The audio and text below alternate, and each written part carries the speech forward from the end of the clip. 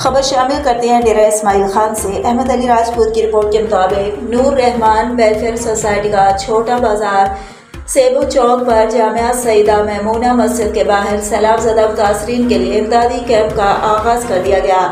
اس سلسلے میں اجلاس کا انعقاد کیا گیا۔ اجلاس کی صدارت سابق تحصیل ممبر فخر راجپوت سفیر امن الحاج راجہ شوکت علی کر رہے تھے۔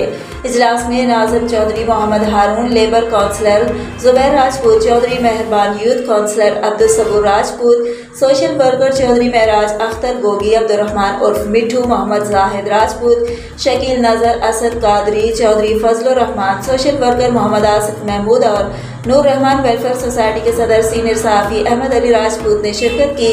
اجلاس میں سیلاب سے متاثرہ علاقوں میں امدادی سرگرمیوں پر روشنی ڈالی گئی اور نور رحمان ویلفیئر سوسائٹی کے اس امدادی کیمپ کو کامیاب بنانے کے لیے شرکائے اجلاس نے اپنے مکمل تعاون کا یقین دلایا اور نور رحمان ویلفیئر سوسائٹی کے غریبوں کے لیے 5 سالہ خدمات کو بھی سراہا گیا۔